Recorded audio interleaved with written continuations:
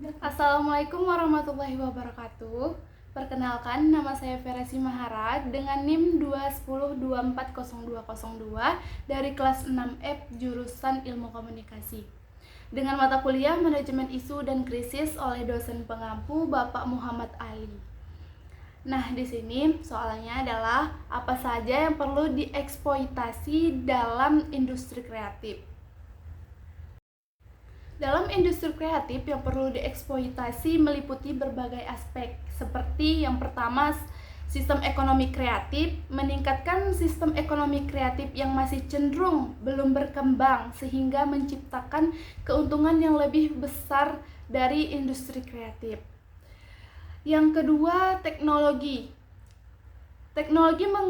Menggunakan teknologi yang terus berkembang seperti kecerdasan buatan dan realitas virtual untuk membangun konten kreatif yang inovatif. Yang ketiga, kolaborasi lintas sektor.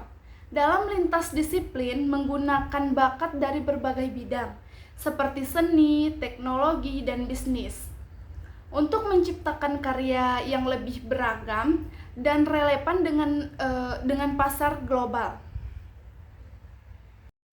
Keempat, tren dan perusahaan sosial memahami pergeseran dalam persepsi konsumen dan isu-isu terkini, membuka peluang untuk menciptakan konten yang tidak hanya kreatif tetapi juga berdampak positif.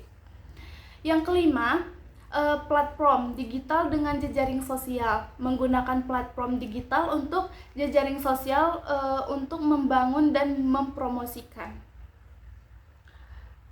Yaitu mempromosikan konten yang dapat membuka pintu kesempatan yang lebih besar. 6. Tradisi lisan. Memanfaatkan tradisi lisan dalam industri kreatif seperti pendahuluan budaya, warisan budaya, dan lingkungan. Dan yang dapat terjadi dalam kerangka budaya industri kreatif. Yang ketujuh, kreativitas. Memanfaatkan kreativitas individu dan kolaborasi dengan lainnya untuk menciptakan karya yang memiliki nilai ekonomis. Yang kedelapan, peran budaya. Memahami peran budaya dalam perekonomian suatu bangsa dan bagaimana pembangunan ekonomi selama ini tidak dapat memperbaiki kualitas hidup manusia, sehingga menciptakan kesejahteraan serta lapangan pekerjaan. 9. Sumber daya manusia. Memanfaatkan sumber daya manusia dengan baik sehingga menjadi fokus sentral dibandingkan dengan faktor produksi lainnya. Yang ke-10, budaya. Memahami perubahan dari budaya agraris ke budaya industri dan budaya pasca industri yang dapat menyebabkan perubahan dalam tata kehidupan. Yang ke-11, kolaborasi internasional. Menghubungkan dan mengolah kolaborasi internasional untuk membangun karya yang lebih beragam dan relevan dengan pasar global. Yang ke-12, pengembangan warisan budaya. Membangun dan mengembangkan warisan budaya seperti sastra lisan dalam kerangka budaya industri kreatif. Yang ke-13, pengembangan kreativitas. Membangun dan mengembangkan kreativitas individu dan kolaborasi dengan lainnya untuk menciptakan karya yang memiliki nilai ekonomis. 14. Pendidikan dan pelatihan. Membangun pendidikan dan pelatihan kreatif untuk mengembangkan kreativitas individu dan kolaborasi dengan yang lainnya. 15. Pengembangan teknologi. Membangun dan mengembangkan teknologi yang terus berkembang seperti kecerdasan buatan dan realitas virtual untuk membangun konten kreatif yang inovatif. 16. Mengembangkan platform digital.